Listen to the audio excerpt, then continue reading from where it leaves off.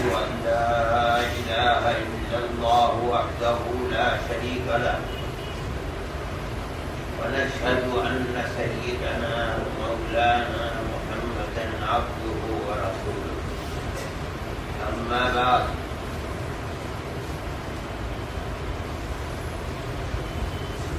پہلی دن سے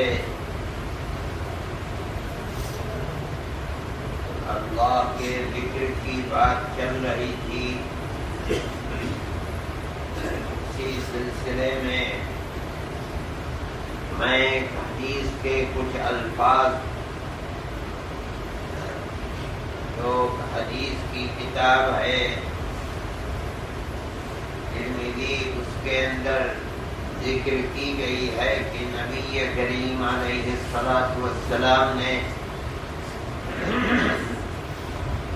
صحابہ کے مجمع میں فرمایا سبق المفردون، مفرد لوگ آگے بڑھ گئے، سب سے سبقت لے گئے اور سب لوگ پیچھے رہ گئے. اور مفردین جن کو آپ نے مفردون فرمایا، مفردون سب لوگوں سے آگے بڑھ گئے. تو صحابہ کرام رضوان اللہ علیہم اجمعین نے پوچھا وَمَا الْمُفَرِّدُونَ یا رسول اللہ، مفردون کون لوگ ہیں جن کو آپ مفردون فرما رہے ہیں اور وہ سب کو پیچھے چھوڑ کر کے سب سے آگے بڑھ گئے؟ وہ کون لوگ ہیں؟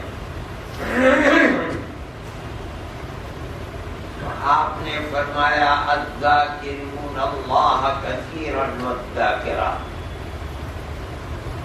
مفردون جو لوگوں کے اندر ممتاز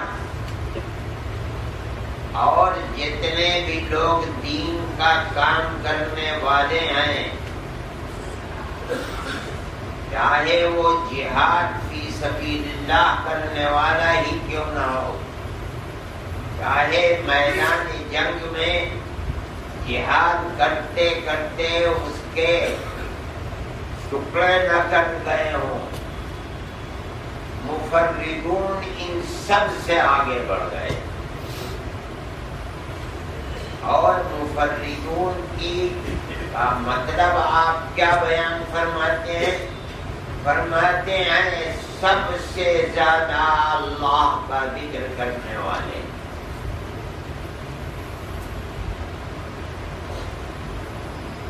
اس کا مطلب ہے کہ ہر عمل صالح کی بنیاد اور جڑ اللہ کی یاد اور اللہ کا ذکر ہے. کوئی عمل صالح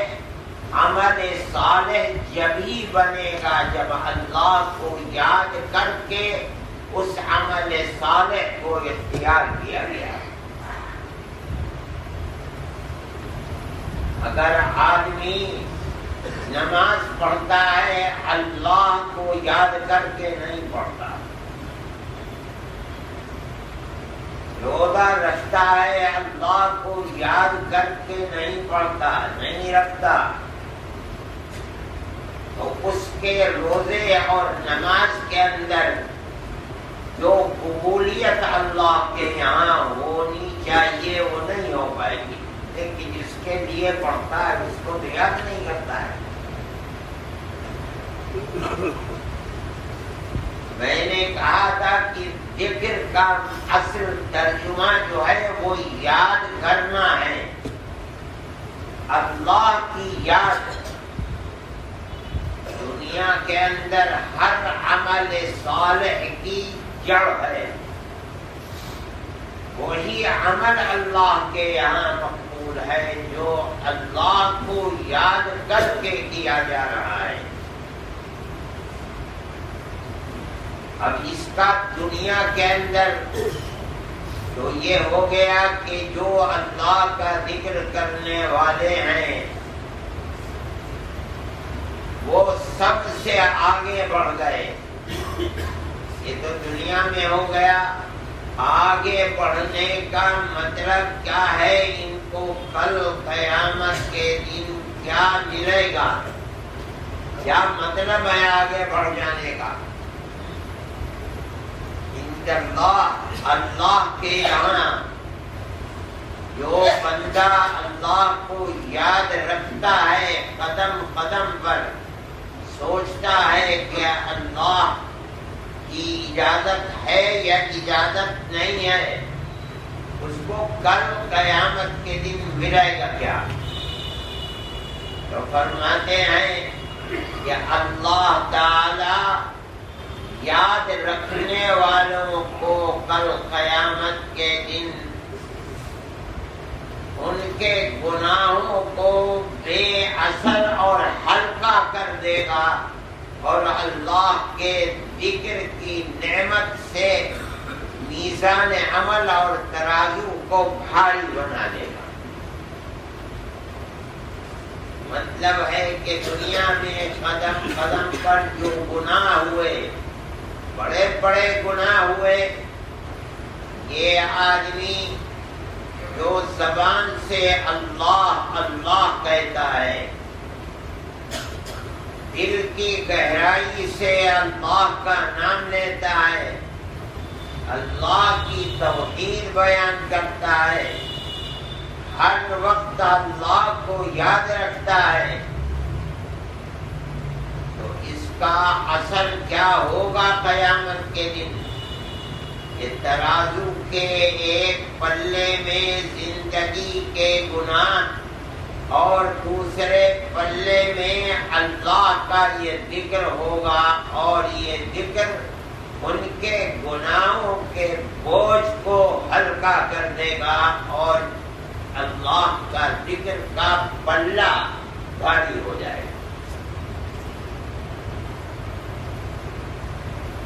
دنیا کے اندر اللہ کے ذکر کا یہ فائدہ ہے کہ یضع عنہم اثقالہم، کل قیامت کے دن جو گناہوں کا بوجھ ہوگا اس بوجھ کو ہلکا اور عمل صالح کو بھاری اور بھرکم بنا دے گا.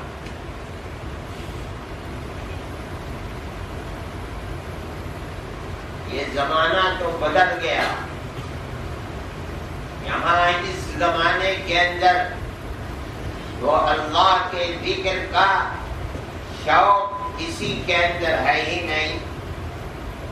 صبح سے شام تک ہم دنیا کے پیچھے کتے کی طرح بھاگتے رہتے ہیں. اللہ کی یاد، اللہ کا ذکر، اس کے کرنے کا حکم اللہ نے قرآن کے اندر دیا ہے.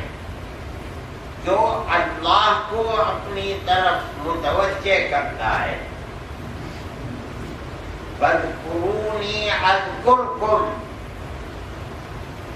قرآن نے فرمایا تم مجھے یاد رکھو، یاد کرو، میں تمہیں یاد رکھوں گا، اپنی رحمت سے محروم نہیں کروں گا. توفیق عمل صالح کی دوں گا، اپنی یاد تمہارے دل میں پیدا کروں گا. یہ کیسے ہو سکتا ہے کہ میرا بندہ تو مجھے یاد رکھے اور میں اسے بھلا دوں؟ پہلے مشائخ اپنے مریدوں کو اللہ کا ذکر کراتے تھے. میں نے ایسے لوگوں کو دیکھا ہے حضرت رحمت اللہ علیہ کے مجاہدین میں، جن کو حضرت نے اسم ذات اللہ اللہ 1.25 مرتبہ ایک دن اور رات کے اندر بتایا تھا. صبح سے شام تک، شام سے صبح تک 1.25 مرتبہ اللہ اللہ کہنا ہے۔ اب تو کسی کو 10-20 ہزار بتاؤ تو اس سے وہ بھی پورا نہیں ہوتا ہے۔ وہ تسبیح کو چلاتے تھے تو ان کی انگلیوں میں زخم ہو جاتا تھا۔ میں نے دیکھا ہے ان انگلیوں کے اوپر کپڑا باندھ کر کے اور پھر اس کو چلایا کرتے تھے۔ یہ ہے مطلب اذکرونی اذکرکم، مجھے یاد کرو، ذکر کرو، میں تمہیں یاد رکھوں گا، یعنی اپنی مہربانی، اپنے لطف، اپنے کرم، اعمال صالحہ کی توفیق، گناہوں سے دل کے اندر بیزاری پیدا کرنا، یہ اللہ کا انعام مومن کو جب ملے گا جب مومن اللہ کو یاد رکھے گا، اور اس کا اثر یہ ہوگا کہ اللہ کا ذکر جو وہ دنیا میں کرتا تھا، کل قیامت کے دن جو آدمی کی جنت اور جہنم کا فیصلہ ہوگا وہ ثواب کے کاموں کی اور گناہ کی گنتی پر نہیں ہوگا کہ کس کے گناہ زیادہ ہیں اور کس کے اچھے عمل زیادہ ہیں، نہیں، اللہ کے یہاں کل کو فیصلہ ہوگا وزن کے اوپر، ورنہ ترازو کی کیا ضرورت ہے؟ ترازو میں گنتی تھوڑی ہوتی ہے، ترازو میں تو وزن ہوتا ہے۔ ہمارے ہر عمل کا ایک وزن ہے، اچھے عمل کا بھی وزن ہے، برے عمل کا بھی وزن ہے، اور اس کو اللہ ہی جانتا ہے۔ ہمارے ہر اچھے عمل کے اندر وزن جو پیدا ہوتا ہے وہ اخلاص و للہیت سے ہوتا ہے۔ ہم نماز جتنی اللہ کی رضا کے لیے پڑھیں گے ہماری نماز میں اتنا ہی وزن ہوگا، اور جتنی غفلت ہوگی اللہ کی عبادت اور اللہ کی ذکر میں اتنا ہی وہ بے وزن ہو جائے گا۔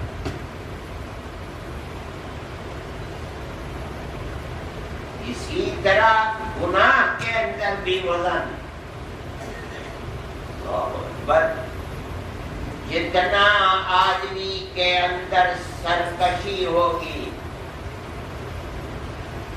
اللہ کی نافرمانی ہوگی، اللہ سے بغاوت ہوگی، اتنا ہی اس گناہ کے اندر وزن بڑھتا چلا جائے۔ ایک اللہ کے ایسے بندے کی نماز جو ایک لمحے کے لیے بھی اللہ سے غافل نہیں ہوتا، اور ایک ہماری نماز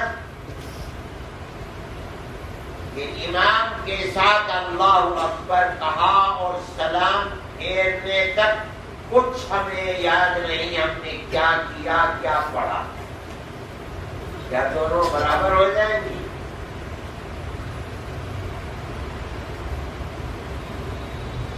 ایک وہ صدقہ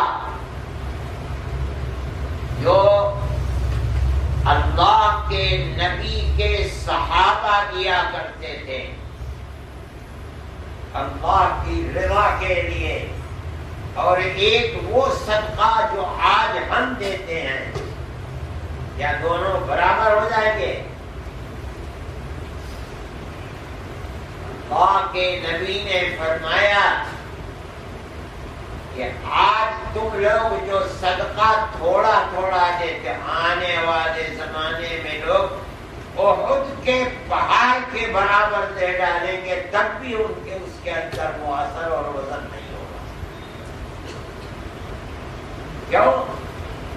اس لیے کہ وہ لوگ جنہوں نے براہ راست تینوں ایمان کو جناب رسول اللہ صلی اللہ علیہ وسلم سے لیا ہے، آپ کے مبارک ہاتھوں کو اپنے ہاتھوں میں لیا، آپ کے مبارک دامن کو پکڑا ہے، ان کے دل میں جو نورانیت اور اللہ کے ساتھ تعلق قائم ہوا ہے، بعد میں آنے والے کہاں رہیں گے؟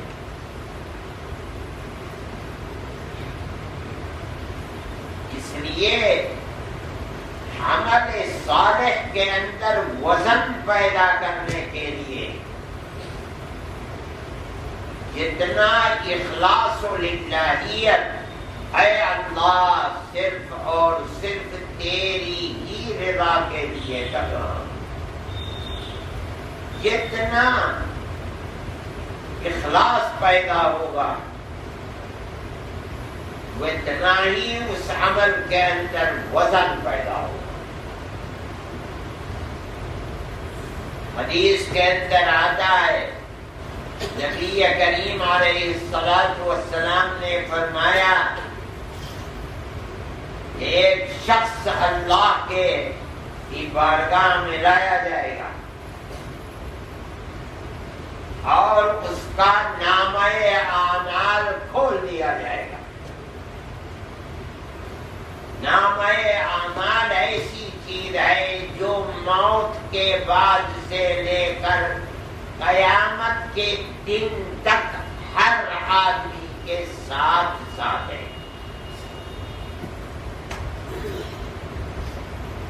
قبر کے اندر بھی ہے، جب قبر سے اٹھ کر چلیں گے تو یہ نامہ اعمال ہر آدمی کی گردن میں پڑا ہوگا۔ وَكُلَّ إِنسَانٍ أَلْزَمْنَاهُ طَائِرَهُ فِي عُنُقِهِ، قرآن کہتا ہے ہم ہر آدمی کا نامہ اعمال جب وہ قبر سے اٹھ کر چلے گا تو ہم اس کے گلے کا ہار بنا دیں گے، اسے ایک کتاب کی شکل میں، اور اللہ فرمائیں گے اقرا کتابک، یہ تیری کتاب ہے، تیرے گلے میں پڑی ہے، اب چلتا رہو میدان عمل، جہاں حساب و کتاب ہوگا، اللہ کو حساب دینا، اور پڑھتا چل۔ تو نے دنیا میں کیا کیا تھا وہ سب اس کے اندر ہے۔ فرماتے ہیں کہ ایک شخص ایسا آئے گا مومن جس کا سارا نامہ اعمال سیاہ ہے اور تاحد نظر کھلا ہوا ہے، اتنے کہ 10-20 صفحے، اتنی لمبی زندگی کی، جہاں تک نظر جائے گی کھلا ہوا ہوگا نامہ اعمال اور سیاہ ہوگا۔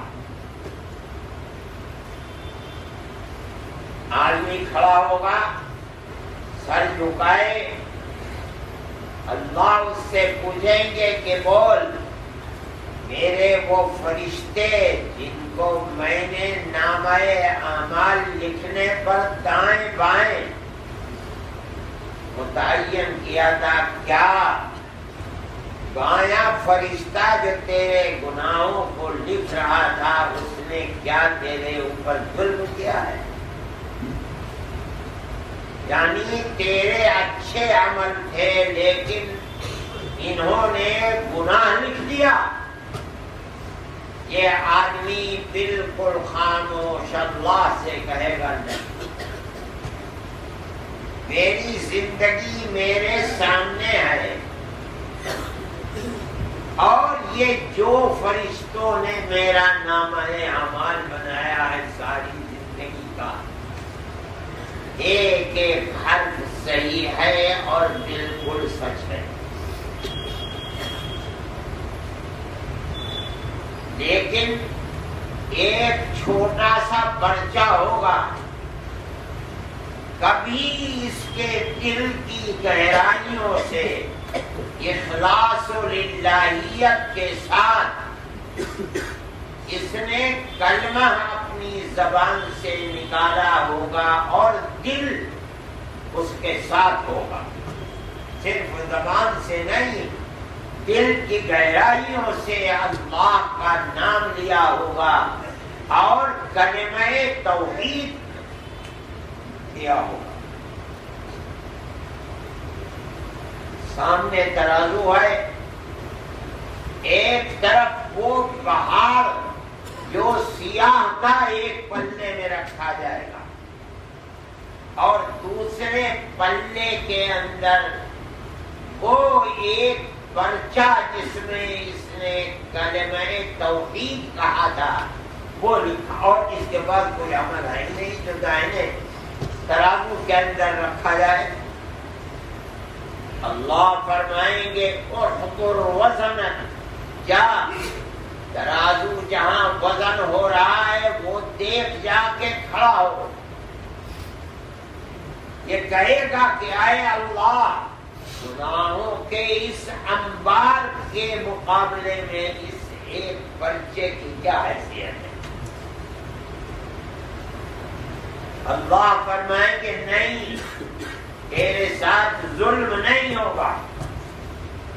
نبی کریم علیہ السلام فرماتے ہیں کہ ترازو کا وہ پلہ جس کے اندر ایک پرچہ رکھا ہوا تھا جس میں اللہ کا نام کبھی اس نے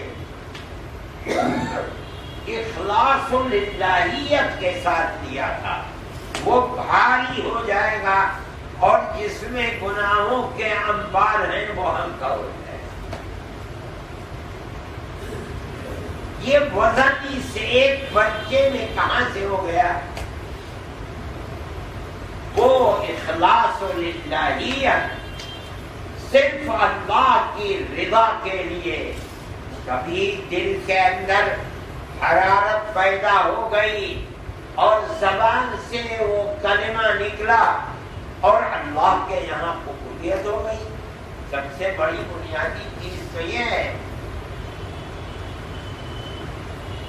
پھر اللہ کا نبی فرماتا ہے علیہ السلام کہ اللہ کے مبارک نام سے بھاری کوئی چیز نہیں ہے۔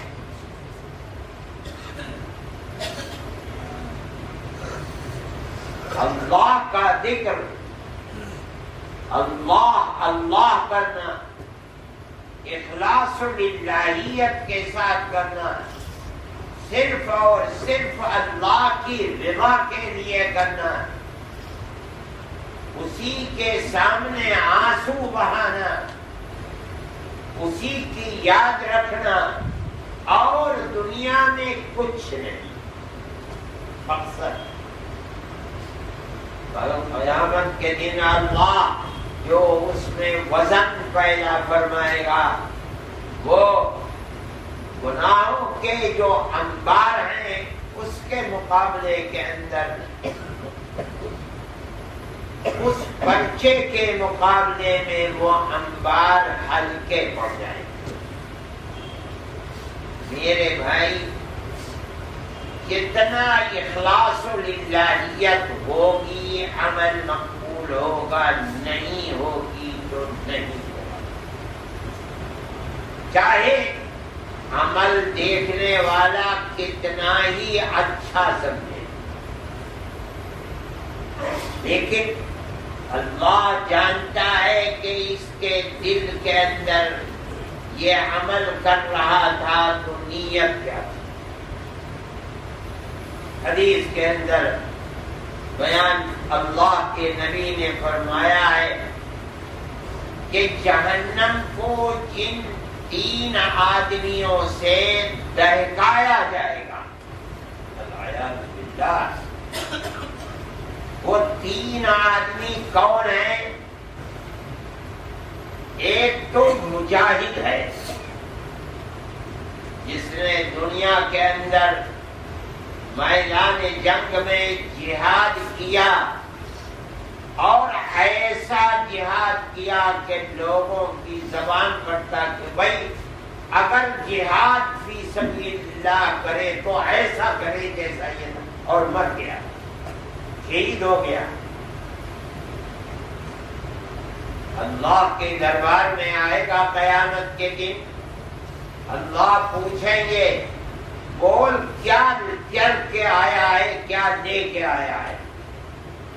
کہے گا کہ اے اللہ مجھے سب سے زیادہ عزیز اور محبوب چیز تو میری جان تھی، اور ہر آدمی کو جان سب سے زیادہ محبوب ہوتی ہے، میں نے وہ جان بھی تیرے راستے میں فنا کر دی۔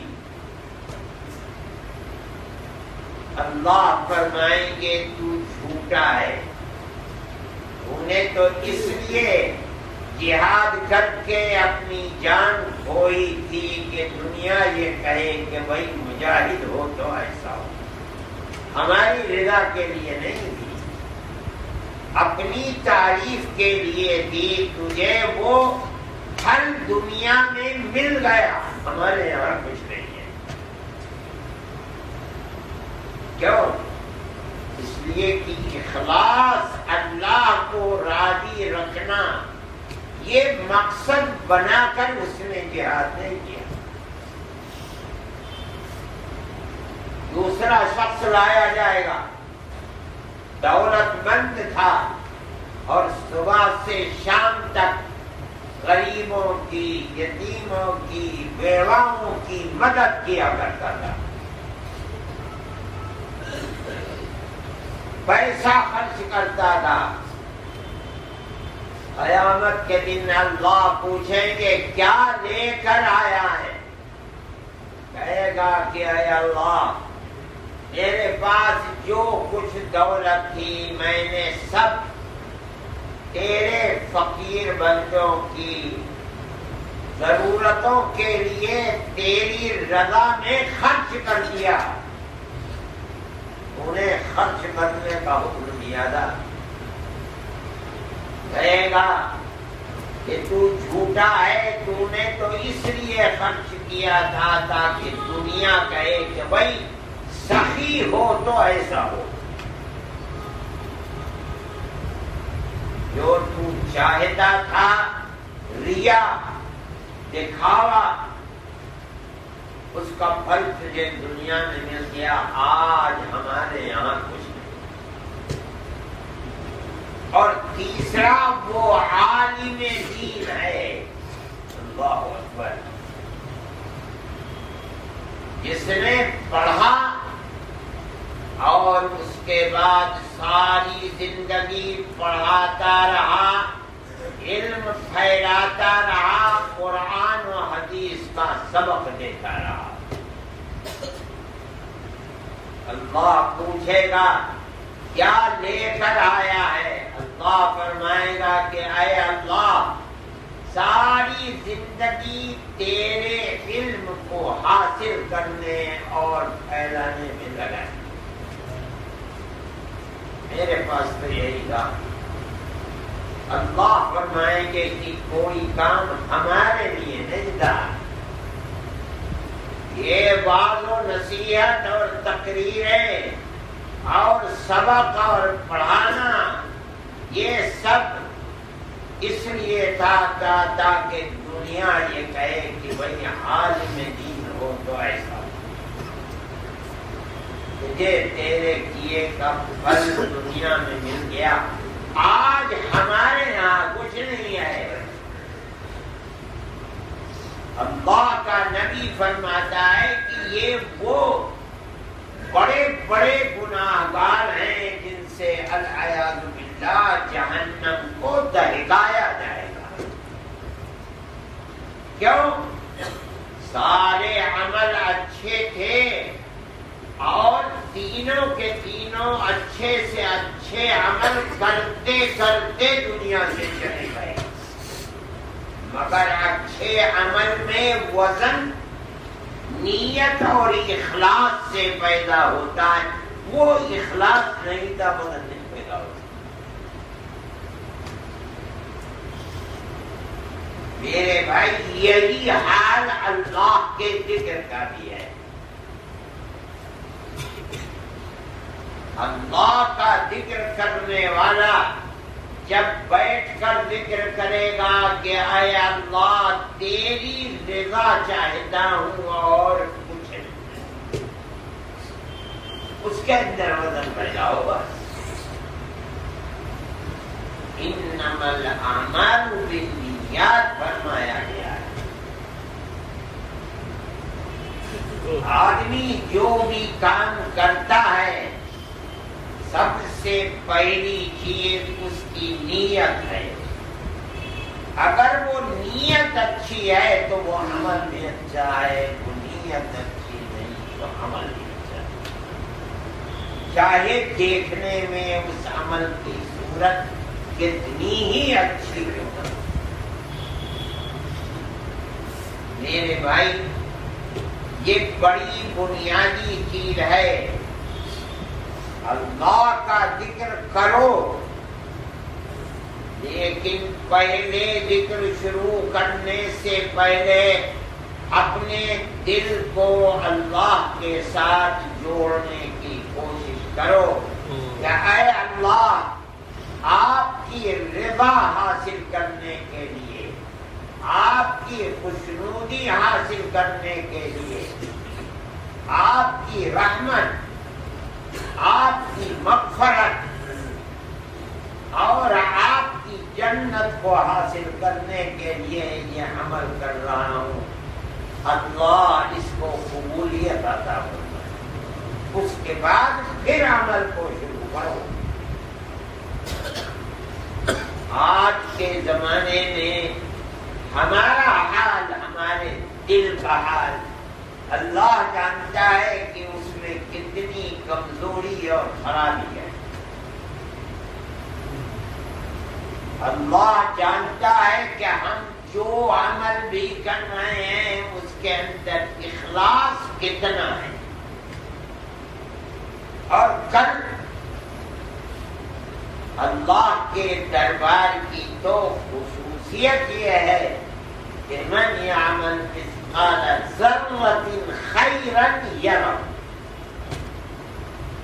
ایک رائی کے دانے کے برابر بھی اگر اچھا کام کیا ہے، چاہے وہ کام دل کا ہو، دماغ کا ہو، ہاتھ پیر آنکھ ناک زبان کا ہو، ایک رائی کے دانے کے برابر بھی اگر انسان کے سامنے کھول کر رکھ دیا جائے، کوئی چیز چھپے گی نہیں، اللہ سب کی چیز جانتا ہے۔ اس لیے میرے بھائی ہمارے ذکر میں، ہماری نمازوں میں، ہمارے روزوں میں، ہمارے قرآن پڑھنے میں جو رنگ ہمارے عمل میں، ہمارے دل میں، ہماری زندگی میں جو رنگ چڑھنا چاہیے تھا وہ نہیں چڑھ پاتا۔ پہلے لوگوں کو کہا کیوں نہیں چڑھ پاتا؟ اس کی اصل اور بنیادی بنیاد کا سب سے پہلا پتھر جس پر دیوار کھڑی ہے، اس پتھر کے اندر کمی ہے، کمزوری ہے، اور وہ ہے اخلاص للہ۔ اس لیے اس کی کوشش کرنی چاہیے۔ اب رمضان کے دن تو بیت رہے ہیں، لیکن عمل کی رمضان میں جو کچھ کیا ہے اللہ کے یہاں اس کی قبولیت ہوئی یا نہیں ہوئی؟ اس کی پہچان کیا ہے؟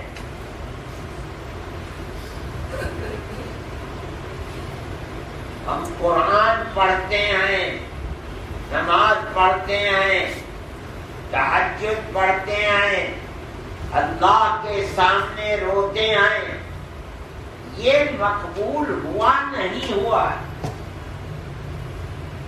محدثین اور اکابر فرماتے ہیں کہ اس قبولیت کی نشانی یہ ہے کہ اگر رمضان کے گزر جانے کے بعد جو کچھ رمضان میں اعمال صالحہ کیے ہیں یہ جاری رہتے ہیں تو سمجھو کہ خدا کے یہاں قبولیت ہو گئی، وہی توفیق دے رہا ہے۔ اور اگر رمضان گزرنے کے بعد سب کچھ چھوٹ گیا تو یہ نشانی اس بات کی ہے کہ ذکر کا رنگ نہیں چڑھا، اس کے اندر کوئی نہ کوئی کمزوری ہے، اور وہ کمزوری اخلاص و دینداریت ہی ہے اور کوئی نہیں ہے۔ اگر اللہ خوش ہو جاتا، اگر اللہ ہمارے اس عمل کو قبول فرما لیتا تو یہ ممکن نہیں ہے کہ بندہ تو رو رہا ہے، بھوک پیاس میں دن کو گزار رہا ہے، راتوں کو جاگ کر گزار رہا ہے اور اخلاص کے ساتھ گزار رہا ہے، اور اللہ کے یہاں نامقبول ہو جائے؟ نہیں۔ اللہ تو اپنے بندے کے عمل کو قبول کرنے والا ہے اور اس کا میٹھا پھل دینے والا ہے۔ اس لیے آپ حضرات اللہ کا ذکر کرتے ہو، خدا نے توفیق دی ہے، اور اس مبارک مہینے کو، اس کے دن اور رات اس طرح گزار رہے ہو، یہ ترازو ہے جس کو دیکھ لینا ہر آدمی۔ جو اس مہینے میں اعمال صالحہ کیے ہیں وہ اس مہینے کے بعد 11 مہینے چلتے ہیں، نہیں چلتے؟ الگ بات ہے کہ آدمی کوشش کرتا ہے مگر مکمل ہو نہیں پاتے، اللہ سے معافی مانگے، روئے، اے اللہ میری مدد فرما، اللہ مدد فرمائے گا۔